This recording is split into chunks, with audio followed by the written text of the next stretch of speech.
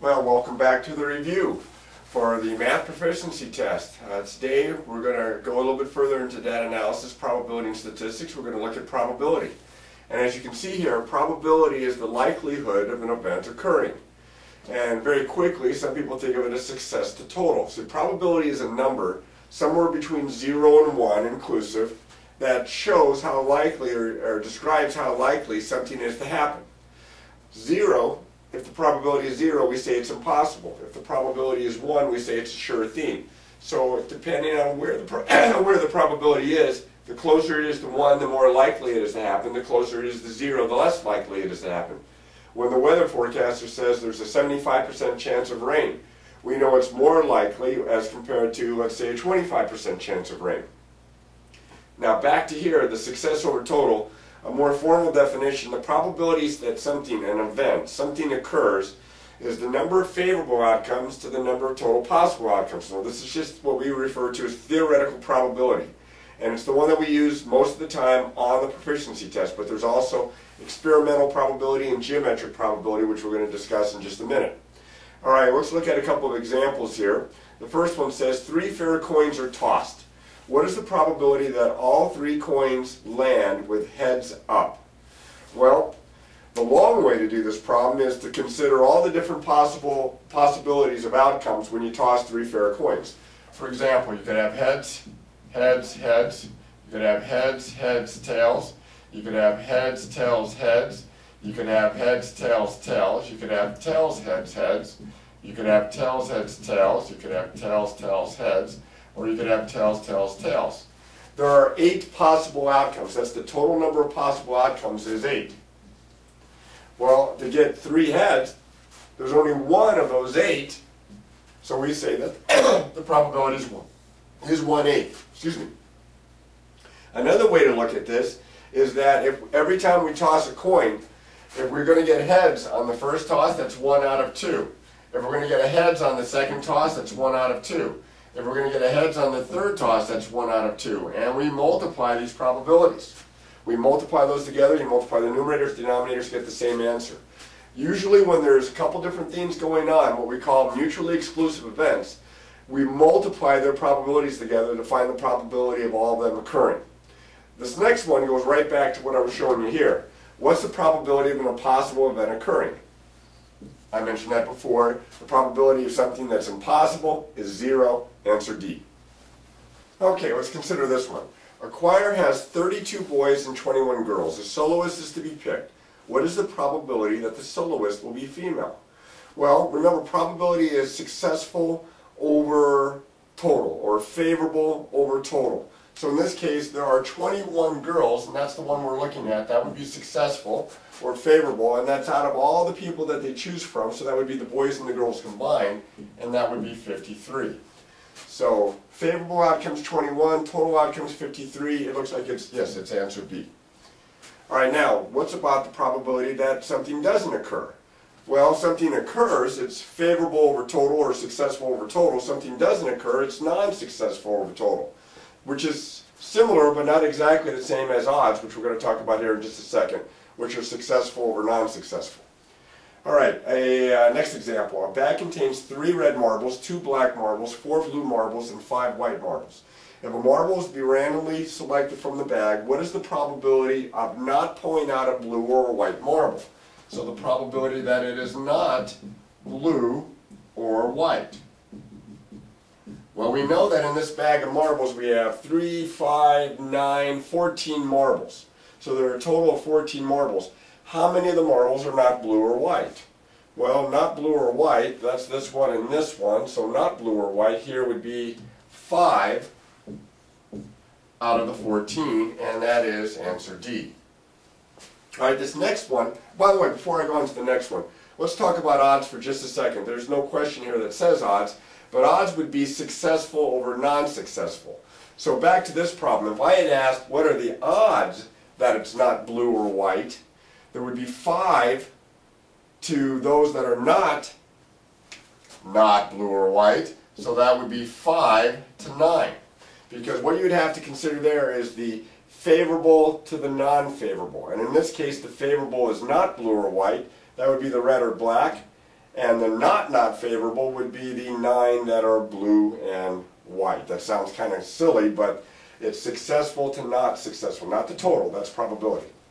Alright, now I want to go ahead and do this last example, and to do it, if I'm not mistaken, I think a Venn diagram will come in handy here. So I'm going to clear this out.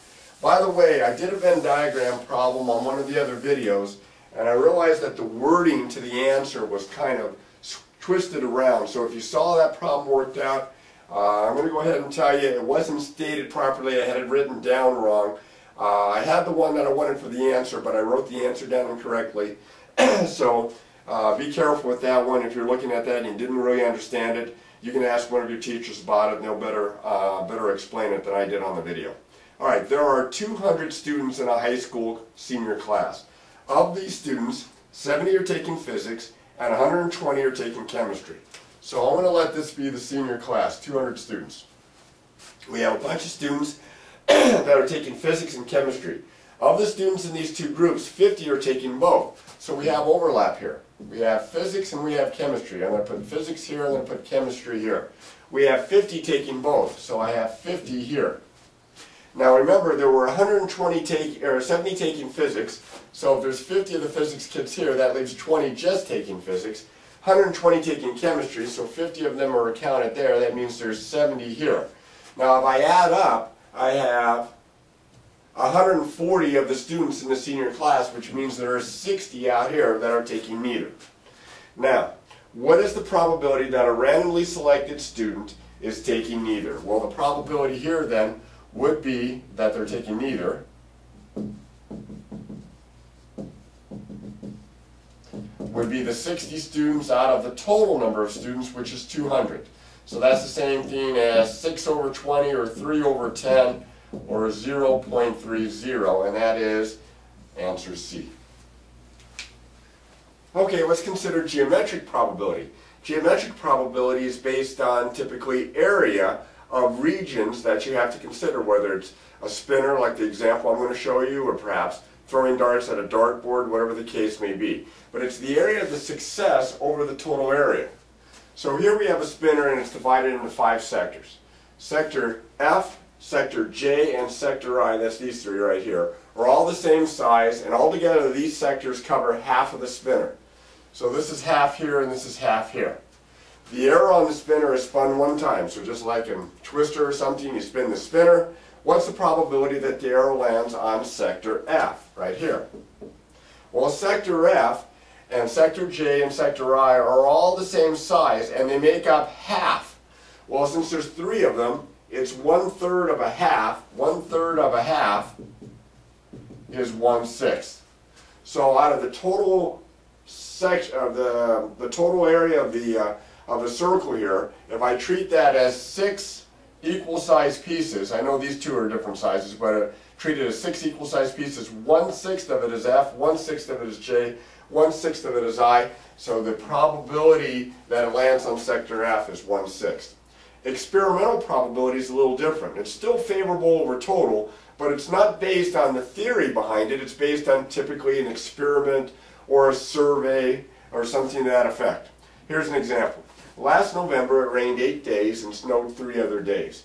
The remaining 19 days were sunny, 30 days in November.